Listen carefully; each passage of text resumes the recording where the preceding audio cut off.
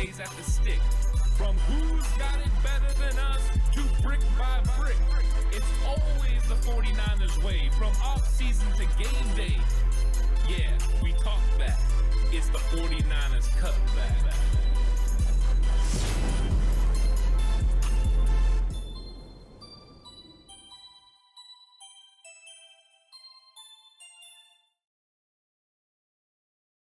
It's 49ers Cutback Podcast time. Welcome to the show.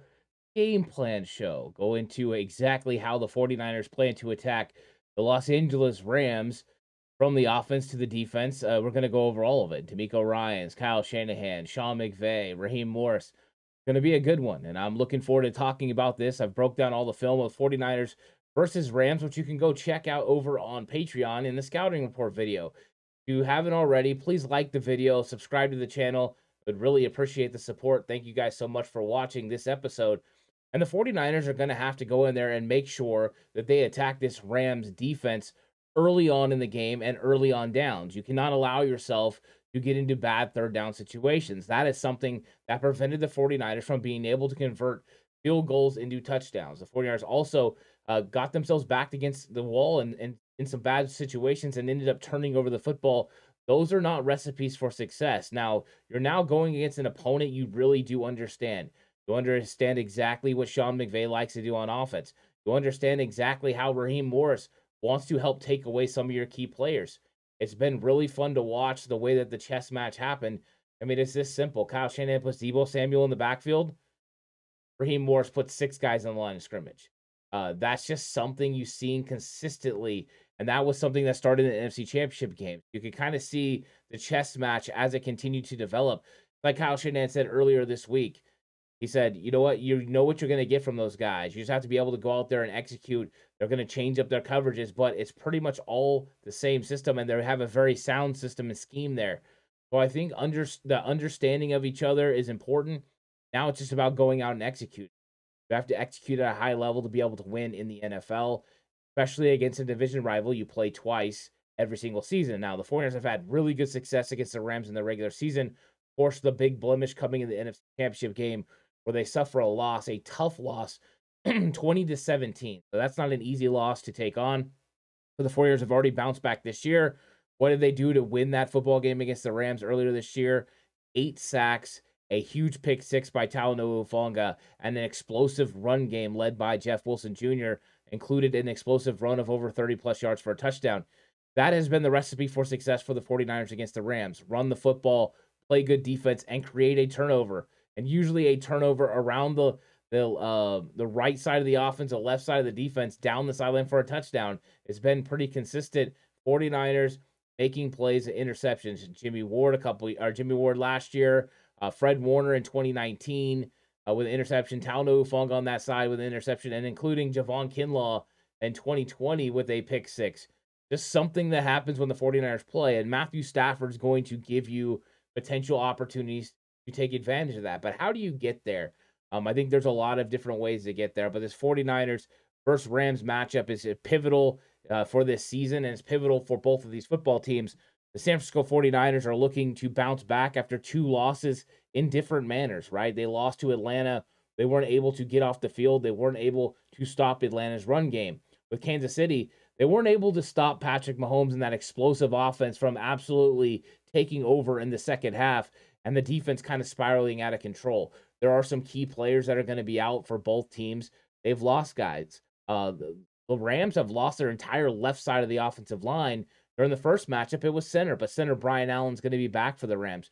That could stabilize them a little bit, but without no boom out there left tackle, they're probably going to have some issues there. Now, in the same regard, they're getting back Van Jefferson. They're getting an explosive player back that can really help impact this team and take the top off of the 49ers defense. And we've seen that when you get Tayshaun Gibson in one-on-one situations on those deep passes, those aren't always good for the 49ers.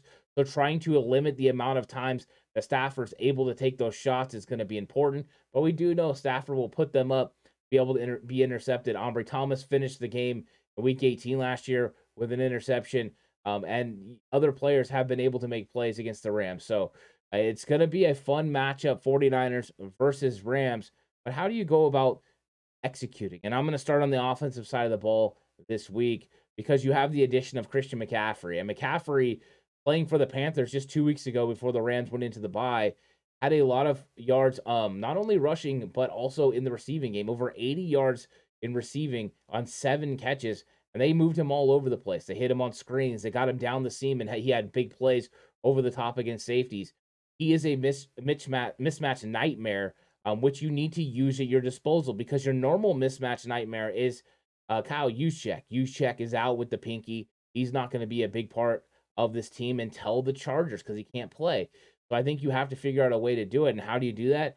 Well, it could be that Kyle Shanahan started to do during the football game last time against the Rams was spread them out. They could go to more of a single back look. Now, of course, you could always use Ross Dwelley or George Kittle or Charlie Warner to block in the backfield. Those are things you can do.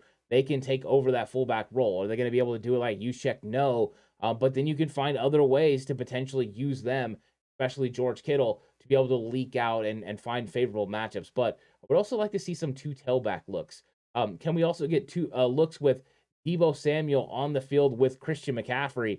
Really put them in dime sets and then run the football. I think those are good situations because you have McCaffrey out there with four receivers or 3 receivers and George Kittle.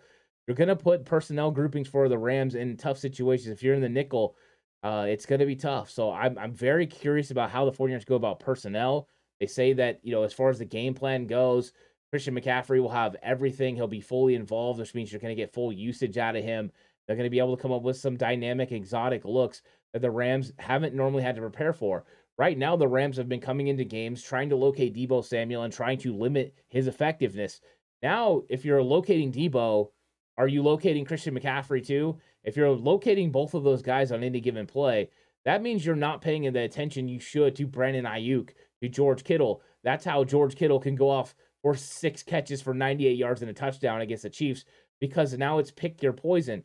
What Jimmy Garoppolo has to do, though, is navigate through those. Oh, they're leaving George Kittle open right now? Get him the football. When they adjust, get the football out to Christian McCaffrey. When they adjust to that, get it to Deebo. When they adjust, just keep moving the football around, finding the open areas, and keeping this Rams defense off balance. That's important. Also, one of the huge things you have to do is stay ahead of the sticks.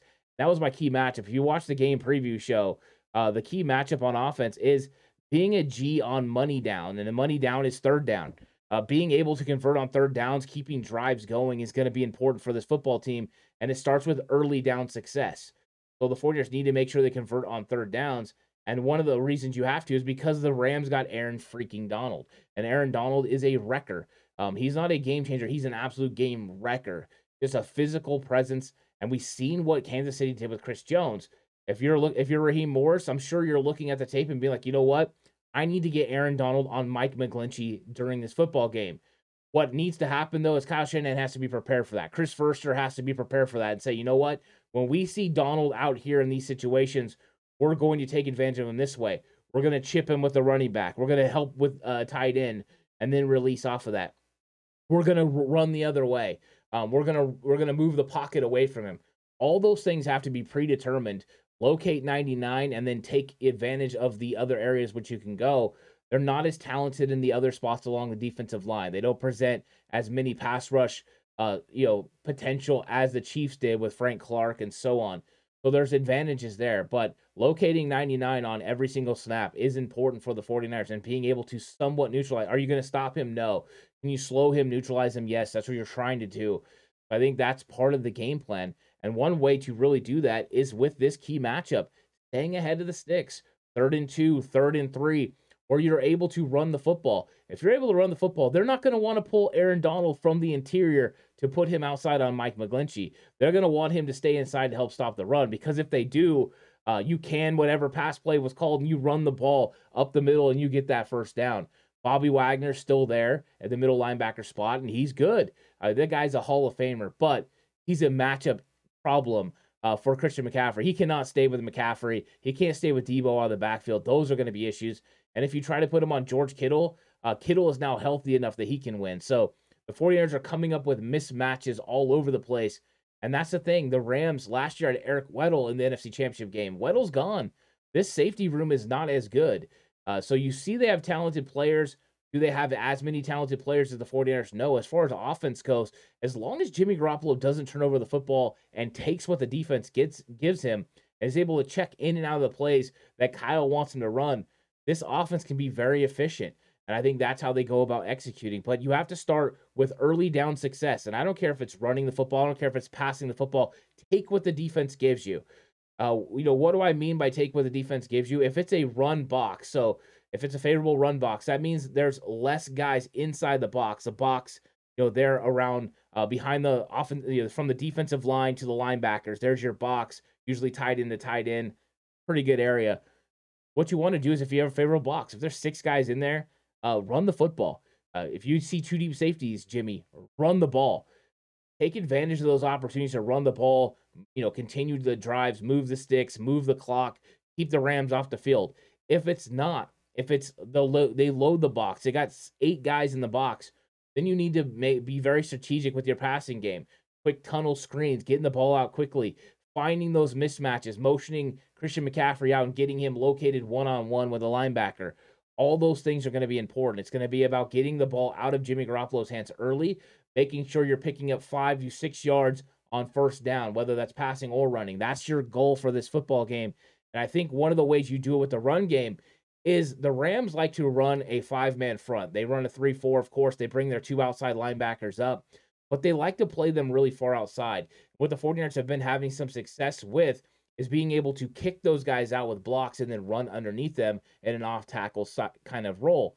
So widening them out pre-snap is important. And what the 49ers do a lot is they bring the receivers in and tighten their splits from tackle to tight end to wide receiver. So that way they can edge those guys out farther. So that way when they work those guys up to second level, they have that edge guy farther outside, and then you can pull an lineman and kick him out. Pulling an offensive lineman and being able to do that creates bigger run lanes for you to run off tackle. The big Jeff Wilson touchdown against the Rams was the same sort of thing, a little tight toss. They went with a kick out here with George Kittle coming in motion. Kyle Juszczyk coming in motion, kicking the guy out, bringing Charlie Warner back this way and blocking the interior defensive lineman gains, and then being able to get up in there. Because it was a pitch, Bobby Wagner had to fly out to try to stop the run, and that's against Jeff Wilson Jr. Imagine if he's having to fly outside to try to stop Christian McCaffrey. Jeff Wilson Jr. put his foot in the ground. He got vertical. Spencer Burford, because Bobby Wagner over pursued, was able to kick him out. They ran right up, and then you split the defenders for a touchdown. It was a great executed play, but it's an illustration of how the 49ers offense can attack the Rams because they want to stay outside. They want to keep outside contain. Because if they bring those edge guys in and you still have those short splits, you're able to block them down and then get outside play. So they're putting stress on that outside part of the Rams defense. They create bubbles with their alignments. And bubbles, I talk about this on the scouting report, are areas that are open for you to be able to run the football. The 49ers do that probably better than anyone. And then once you get it going, you start being able to run that football, then what we saw in the game, the first time the matchup, Bobby Wagner and those linebackers had to come forward to stop the run. When they came forward, they also moved with the play action, which means there's now room behind them to be able to run the football. And because they were moving, it created more windows horizontally for Jimmy Garoppolo to be able to throw the ball. And Jimmy did a very good job of getting the ball to Debo and Brandon Ayuk and Jawan Jennings in those key matchups. That's something the 49ers can consistently take advantage of as long as they can establish this run game. Getting Christian McCaffrey going early is going to be important.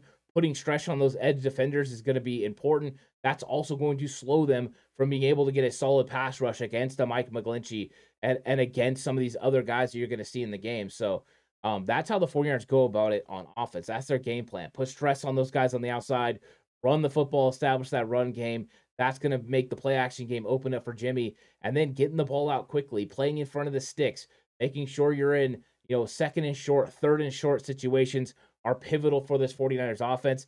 Be efficient on third down. If you do that, you're going to be able to score a lot of points and convert. Instead of having field goals, have touchdowns against the Rams. If you do, you can put up lots of points. 49ers offense should have easily put up well over 30 points against Kansas City. Don't leave those opportunities on the field against the Rams. I think that's the offensive game plan. Now, for defense, it starts with confusing Matthew Stafford, which is easier said than done. But surprising Stafford with coverages and looks is what Demeco Ryans is all about. in their first matchup this year, 8 sacks, and a lot of those caused by blitzes, caused by D-line stunts, a defensive alignment that created one-on-one matchups for certain defensive players to be able to get home. Now, one glaring missing player is going to be Eric Armstead. He's not going to be there, and he was a big part of that Rams game early on. Now, of course, he did leave with injury, and they were still able to put on pressure, but can they do that again? We have guys with tremendous pressure rates, like Charles Omenihu. He's one of the top in the league. That's easier said when you're playing with Nick Bosa, right? But they have to put pressure on, and there were big-time sacks by Samson Ebukam, Greg Jackson chasing down Matthew Stafford. But how do you surprise Stafford? Well, one of the first things you do is you hold your water and you make him not be able to understand what is coming at him until it's post-snap. So give him a pre-snap read, whatever you want it to be. Show him a two-deep safety look, and then right as he's going to snap, the timing of Hufanga is usually fantastic. Bring Hufanga into the box and allow yourself to help take away the run. Favorable run boxes, he's going to want to run. And then you bring Hufanga up and take that away. Being able to stop the run is going to be important. But varying those looks late, they're going to motion, they're going to move guys around, they're going to try to quick snap you. But if you can make him decipher what's going on post-snap instead of pre-snap, it's going to slow down his processing and allow your defensive line to get home and put pressure on Matthew Stafford. Also, it normally wasn't a thing to blitz Matthew Stafford consistently. He usually beat blitz. I mean, that was one of the huge conversations last year before the NFC Championship game is you just don't blitz him very much. He's going to win. Well, in the earlier matchup this year, Matthew Stafford was blitzed very much by Demeco Ryans with a huge success rate. So the 49ers are going to continue to blitz. And I think what they're going to do too is show a lot and then bail and try to give him different looks. It is a well-oiled plan so far that Demeco Ryans has had. Now, one thing that made it a lot easier in the earlier matchup was Emmanuel Moseley.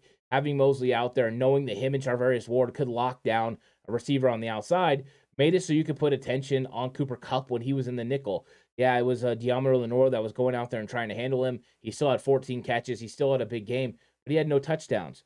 That's kind of what you're trying to do again. Now it's going to be a different animal because you're probably going to have Lenoir on the outside and Womack playing in the nickel.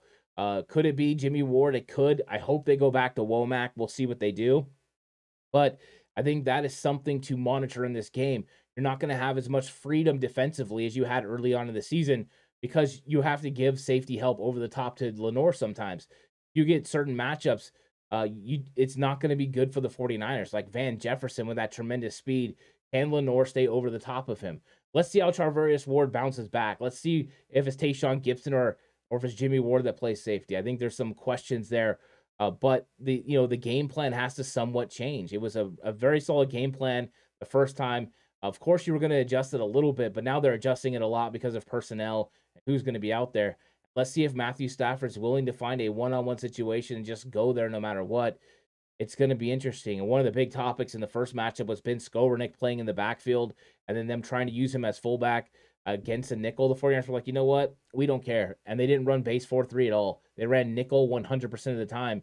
Deommodore Lenoir played that spot. They were able to do a very good job against the Rams run game. If they can stop the Rams run game while sitting in nickel, that puts them at a huge advantage because then personnel matchups go the 49ers way. So it's one of those things where surprising Matthew Stafford could be difficult, but Demeco Ryans is very good at this. He's done it for a long time against Russell Wilson when he was in with Seattle.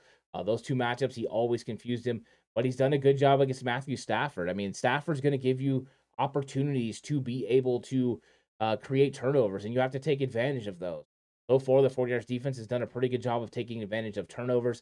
Talanoa Hufanga in the first matchup had that big pick six. It seems to be a thing. If the 49ers can make some plays on defense and cause some turnovers, maybe even score some points, it's going to help this 49ers team win. But it starts with, confusing Stafford. And it starts with also making sure he has third and long. It's not a different situation than the 49ers. Winning in the NFL is not a secret sauce. If you have if you're able to convert on third down, you don't turn over the football and you play sound defense, you're probably going to win a lot of football games in the NFL. I think that's what you have to force the Rams to do, to try to convert on third and long. They did that in their first matchup, and the Rams started to struggle. If it's 3rd and 4, 3rd and 5, he can find Cooper Kupp because Kupp can run any route in the route tree and get open. But when it's 3rd and long, you can play at the sticks. You can play in front, make those tackles short. it makes it a little bit more difficult for the Rams to be able to convert. But if they have early down success or they're able to run the football, that's when you start to worry. Now, what are the things that the Kansas City Chiefs did that the Rams can take advantage of, or that Sean McVay can see what the 49ers have learned? I think right off, it's those fly sweeps. Just running the fly sweep action now, you'll be able to determine, you can either give or you can run a fake. And let's see how those edge rushers for the 49ers respond. Do the edge rushers, fly out and try to stop that guy? Do they continue to come upfield? Because that will create extra run lanes. And I think Sean McVay would be smart to be able to use that. Now, he doesn't have the same personnel that Kansas City has, so we can't run the exact same plays with the same efficient nature. But you can definitely change it up a little bit to be able to, take advantage of it, whether it's a decoy or you're able to run it. And we've seen him run it with Cooper Kupp before. Kupp's had huge runs coming out of the backfield and in those fly sweeps, even against the 49ers. Something to monitor. If the 49ers were able to not have to give help to the cornerbacks for whatever reason, if they're able to leave Lenore and Ward somewhat on island, then they'll have those safeties and linebackers to be able to fly up and make plays. And then you don't have to worry about so much those edge rushers having to take away those fly sweeps. Yeah, they're going to come off, free, but I think it can change the game that way. So I'm excited about this 49ers matchup, and a lot of it goes to just how well these teams know each other, how well the personnel for both teams match up. The Rams, can they run the football with Henderson? Can they establish a run game like they did in the NFC Championship game? They used Akers. It's not Akers this time. It's Henderson. Going to have to figure it out. Can they get Powell involved in the run game, being able to stretch the defense with fly sweeps, him and Cooper Kupp? Can they get Van Jefferson down vertical? It's going to be big question marks because all the while you have to worry about this 49ers pass rush. And hopefully Nick Bosa, Samson Ebicom, and the blitz package that Demeco Ryans puts together can get after Matthew Stafford. I'm not expecting them to get 8 sacks and duplicate the performance, and I actually think the Rams will have more success against this 49ers defense in this matchup than they did in the earlier matchup this season. But I also think the 49ers offense is going to play better than they did against the Rams in their first matchup as well. I think Jimmy Garoppolo's going to play good. If you've watched my game preview show, you've seen my Wild Ass Bold, I think Jimmy Garoppolo is going to play good. And if you haven't, go back and watch that.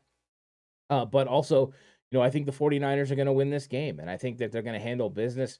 And I think they're going to score a pretty high rate. And I think a lot of the reason that happens is because of McCaffrey, the way that Kyle's going to be able to use McCaffrey and Deebo Samuel to kind of open things up for players like George Kittle and Brandon Ayuk, because you have to try to take those guys away. And all the while, if you can run outside zone and put those outside edge rushers and defensive players in precarious situations, which you can with the way the 49ers attack those edge guys in the run game, I think you're going to be able to have some big plays for Christian McCaffrey. Going back and watching the film, Deebo Samuel missed on a couple what could have been huge runs because he didn't see the cutback. And I'm expecting Christian McCaffrey to see that because he is a running back who can play wide receiver, or Deebo is a wide receiver that can play running back. A little bit different vision-wise, skill level as far as running the football. Don't get me wrong, Deebo's amazing. But Christian McCaffrey is absolutely fantastic. So I'm excited about that. I'm excited about how they go about it. And yeah, I think the 49ers are going to win this game 34-19. I think the Rams will have some success, but the 49ers will be too much in the end. It could be pretty bold picking the 49ers to win by that margin, but I just see it in the cards. I think they're going to go over 30. I think the game plan works out for them, but they have to go out and execute. They have to prove it. And I could be tremendously wrong or I could be tremendously right. It all depends on execution and how Kyle Shanahan is able to get his team to play. And staying in front of the sticks is going to be important. No turnovers for the 49ers. So thank you guys so much for watching this 49ers versus Rams game preview show. Once again, if you enjoyed the content, give me a like. I'd really appreciate that. That helps the algorithm kick out this content. Also, if you haven't subscribed already, but you've been watching the channel and you believe the channel deserves a subscription, please do. It doesn't cost you anything to subscribe. It just lets you know when other videos go live. And if you did subscribe, hit that notification bell so you know whenever videos go live. I really appreciate all the support that we've been getting. Of course, over on Patreon, you can find even more content, including scouting report videos and stuff like that. So head over there and join that and check that out if you want. But until then, stay safe. Remember, the right way is always the 49ers way.